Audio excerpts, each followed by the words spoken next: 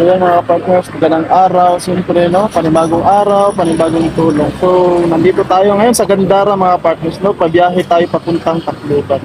So, papunta tayo sa doktor, mga partners, na magpa-check up kay Kuya Edmond. Kaya, alamin natin kung ano yung mga posibleng gawin natin, no?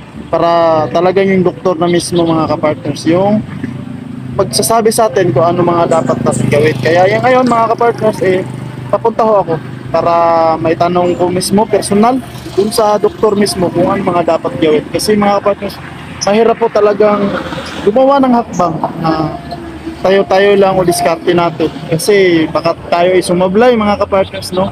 Mahirap na. Kaya naisip ko ngayon na pupunta mismo sa doktor para doon natin malaman kung mga ano ba dapat gawin. Kasi yung naisip ko, mga kapartners, kung direkta kasi si Kuya Edno natin dalhin doon, kakaawa yun, mga kapartners, persahan yun. Kasi nga, ano na siya, mga kapartners, yung hindi na maganda yung agresibo na. Kasi gawa na yung nangyari kay Shirley. Ayun, medyo delikado na. Kaya pinuntahan ko yung doktor ngayon para i-offer sa kanya yung naiisip ko na baka sakali for check, no?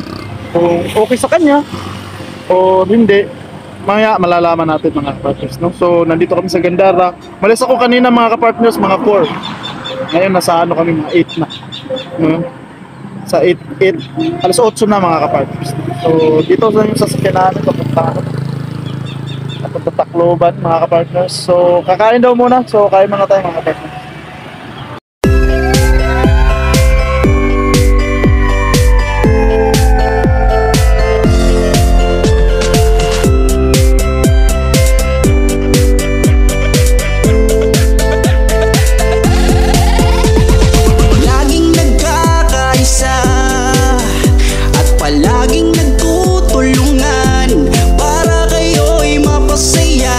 Kahit ganong kahirap upang makapag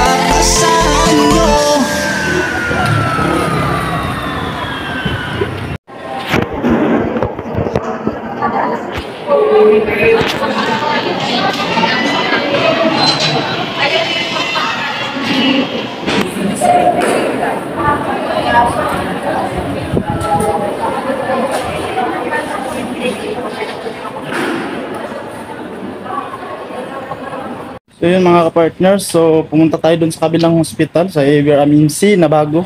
Kaso po mga partners, sa kasamang palad wala po doon yung doktor na nag-asikaso sa amin dati. Gawa ng ano mga ka-partners, yung schedule nila once a month lang doon sila nagjo-duty doon. Kaya dito talaga daw sila sa kabila nagjo-duty, no? Kumbaga minsanan lang sila doon. Kaya yun, galing doon pumunta na tayo dito sa downtown sa may lumang EBRMC mga ka-partners. So nandito tayo ngayon mga ka-partners, no? Sumakay tayo papunta rin. Kaya puntahan natin doon. Tsaka nandito, tanong ko yung si Q kaninang mga ka-partners. Nandito daw si Q. Kaya puntahan natin mga ka-partners. Ito yung lumang pala mga ka-partners. BRNC. Yung luma. Yung kanina bago yun mga ka-partners. Kaya doon lahat halos mga kuwan. Ang natitira dito mga ka-partners, sabi nung information nga na tanong natin kanina, for psychiatric mga raw yung mga sakit sa mga utak mga ka-partners yung nandito, no? So ayan, punta tayo. So yung mga partners nandito raw. Ito pala yung lumang hospital nila. Ayan, nandun. Punta tayo mga partners. May mga pulis, baka bawal mag-video. So yun mga ka-partners, no? Nakalabas na tayo dun sa hospital, no? At saka sinabi natin kay Doc, nangyari po kay Kuya Edmond, no? So, naano niya yung sinabi natin na gawa na si Kuya Edmond, hindi na iinom yung gamot. Gawa ng, yun nga, na pag inaatake siya, hindi niya talaga na may maintain na yung gamot niya. So, nangyari kay Kuya Edmond, mas lalong lumala. Sa nangyari nga nung nakaraang vlog natin mga ka-partners, umabot na po sa puntong hinabol na po ng itak si Ate Sherlyn. Kaya medyo risky na po yung ganun mga ka-partners, no? Kaya agaran tayo pumunta dito sa Tacloban para malaman kung ano yung mga dapat gawin para sa sitwasyong ito mga ka-partners. So, ayun. Ito yung medyo good news mga ka-partners, no? Sa pagpunta natin dito. Nakausap natin si Doc. So, pinagbawalan nga lang tayo dun sa sa mismong loob gawa ng bawal raw sa kanilang mga policy. So, siyempre takot rin si Biyaheng King. May mga police pati doon mga ka-partner sa loob, no? Na may mga, may mga bilanggo din doon nakapusas mga ka-partners. Kaya panaytingin si Biyaheng King, ba't ganun dito? Siyempre may mga, sila doon? Yung mga, siguro yung mga bilanggo may mga nade-depress, kaya yung pinapacheck up doon. So, siyempre pumunta tayo doon, saka kinausap si Doc, no? So, ang sabi ni Doc na isa nangyari, kailangan daw ipapunta si Kuya Edmond dito sa Tacloban, no? Kailangan daw i-admit, no? Kailangan daw i-direct sa kanila. Kasi baka kung ano pang muling magawa ni Kuya Edmond mga ka-partners, no? Yun yung nakakapangamba doon mga ka-partners. So, ngayon, siyempre si Biyaheng King mismo mga ka-partners, tinanong agad yung mga pwedeng posibilidad mangyari. So, agaran kong tinanong kung ano bang pwedeng kung kahit hindi muna mapunta rito, baka sakaling may magawa kami Doc na sakaling pwede bang o mag-request sa inyo Doc na sakasakaling alam niyo naman yung sitwasyon dati, yung request ko dati kasi ni-request ko sa kanya yun mga ka-partners nga for inject mga ka-partners, no? I-inject na lang kay Kuya Edmond yung gamot. So, sabi ni Doc, idirekta na daw, diretso. Kasi para sila na yung mag-ano kay Kuya Edmond, no? So, yun, diretso na daw. So, tinanong ko rin siyempre, yung pwedeng mangyari dito sa hospital, no? So, sabi ni Doc, sabi ko sa kanya muna pala, yung bayarin siyempre, mga ka-partners, no? So, ito po ay para po sa ating mga kababayan, mga ka-partners, no, na mga takot po na lumapit sa hospital, magpagamot. Yun yung mga mga ka-partners kasi takot sila na lalo na financial mga ka-partners, bayarin sa hospital, ganyan, no? So sa mga ganito mga ka-partners, sa sitwasyon ni Kuya Edmond, sa mga ganitong usapin, libre ho, no? May lalapitan po tayong malasakit. Si Doc mismo nagsabi sa akin. Kaya tinanong ko sa kanya yan, Doc, yung mga financial ganyan-ganyan. Kasi yung mga kababayan natin, tulad ng mga ganitong sitwasyon, takot magpa-check up. Kasi nga sa financial na mga ganyan. sabi ni Doc, may malalapitan tayo na mga tulad niyan, malasakit, no? Kaya sabi ni Doc, ang aalalahanin nyo na lang, yung mga kapartners, yung pangkain araw-araw sa mismong magbabantay. So sa usaping magbabantay na naman mga kapartners, sinabi ko kay Doc kung ilan ba yung pwedeng magbantay, no? Sabi ni Doc, kailangan 2 sa relatives niya, yung kilala siya, 2. So kailangan 2 daw yung sumama dito kay Kuya Edmond habang naka-admit siya dito sa hospital. Yun mga kapartners. So yun ang mga kapartners, no, medyo good news, no, na libre, pwede makalibre. Kaya yung mga kababayan natin dyan na takot, huwag kayong matakot mga kapartners, kasi may malalapitan naman talaga. Si Doc na rin na nagsabi sa akin, no?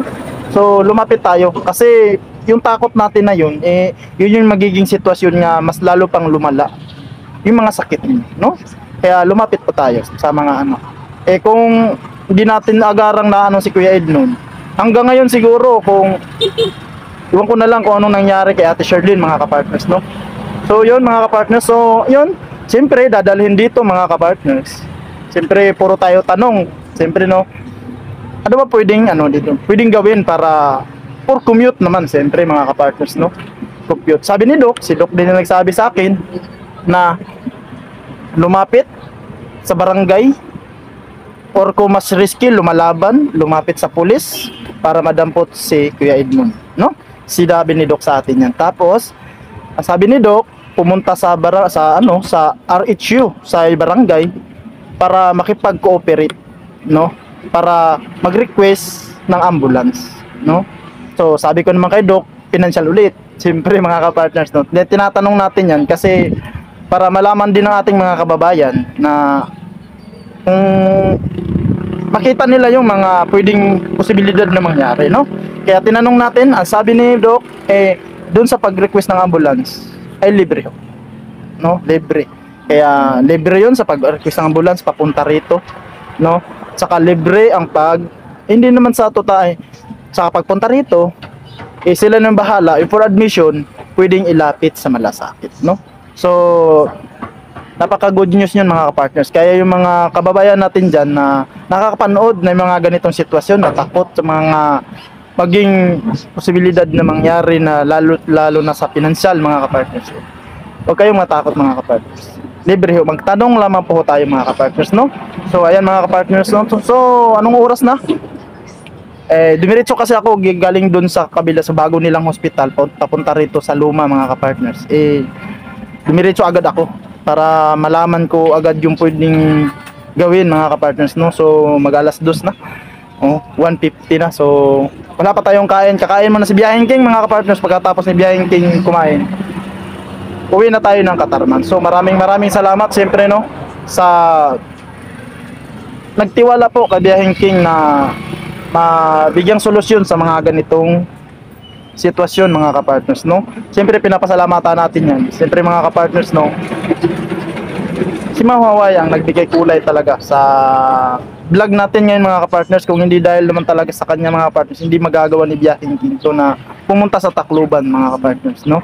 Kasi kahit dun sa mga kapartners, ibinubuhay lang po tayo ni Kuya Joey the Great mga kapartners, no. So maraming salamat Ma'am Hawaii. At siyempre maraming sumusuporta kasi yung mga supporters ni Kuya Joey talaga talagang taos-pusong tumutulong mga partners. Lalong-lalo na nandyan po si Manay Tere Anderson. Manay, maraming salamat po sa suporta nyo kay Kuya Joey the Great. Dahil po sa todong suporta nyo natutulungan din kaming mga nagsisimula po sa pagbablog, no? Maraming salamat Manay. At siyempre nandyan po si Ate Edna Malinaw. Ate Edna, maraming salamat po, no, sa suporta din kay Kuya Joey the Great, no. Maraming salamat sa inyo, no, sa suporta. Nandyan po si Ma'am Irene, no, si Ma'am Irene Biswila, no, si Ate Irene Biswila, no. At saka nandyan din po siyempre si Ate si Ate Marcelina mga kapartners. Maraming salamat. At saka nandyan din po si Ate Selina Barbosa, no, siyempre nandyan po. At siyempre si Ate Rose Aguirre, maraming salamat. Siyempre nandyan po si Ma'am Hayat, maraming salamat, no. At saka si suporta po ni Tita Malu de Los Santos, maraming salamat po sa inyo. At siyempre maraming salamat din po kay Manay ng Bicol. Manay ng Bicol, maraming salamat, no. At alam kong marami pang ibang sumusuporta po talaga kay Kuya Joey the Great, no. Maraming salamat sa inyo, no. Siyempre, no, kung hindi dahil sa inyo kaming mga tinutulungan din ni Kuya Joey the Great di rin po namin ito magagawa. So maraming salamat sa inyo. Siyempre, pinapasalamatan din natin yan si Kuya, siyempre, no. Maraming salamat, Kuya, no, sa pagtulong nyo kay Biyaheng King na magawa yung mga ganito, no. So maraming salamat Kuya Joey the Great. Siyempre, nandyan yung buong team na sumusuporta, no, nagpapayo sa atin mga kapartners, no, kung ano mga dapat gawin. So nandyan si Boy Tabang, siyempre, at Edna Condor, Yansky TV, mga kapartners, siyempre, BB Mix Vlog, mga kapartners, at siyempre yung lingkod Biyaheng King. Maraming salamat po sa mga nanood at sumuporta po sa ating mga uploads, mga kapartners, no.